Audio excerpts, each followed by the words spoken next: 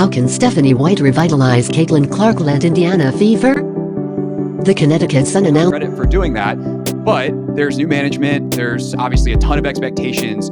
How did we get to the point that Indiana was looking to make a change, and how much of that has to do with Stephanie White's potential availability leaving Connecticut versus anything that happened with first round of the playoffs? Connecticut President Jim Rizzotti shared a brief statement on the team's website after parting ways with White. Rizzotti thanked the coach for her service to the Sun and wished her luck for the future.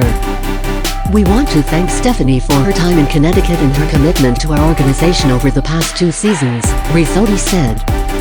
"We wish her the best in her future endeavors."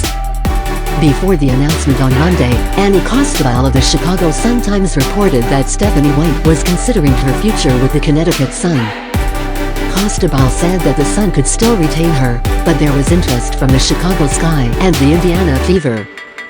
The Sky fired coach Teresa Weatherspoon after 1 season despite Angel Reese's support for her. The Fever, meanwhile, sides in particular. Yeah, I think that's the answer right there, and I think that's the answer for franchises across the league. Once it was known that Stephanie White was open to leaving Connecticut, which she's under contract through 2025, and people are kind of confused how that's possible. Well, there's all kind of ways to get out of your contract, and the overarching idea is that whether it comes to a player or a coach, like franchises don't want to keep people who don't want to be there. You know, it's not like you find out. Again, I'll use like Marina Mabry as an example, or even Kalia Topper. It's like these are people who requested trades, and once players like want out, teams usually make that happen. So I don't know the exact terms of Stephanie,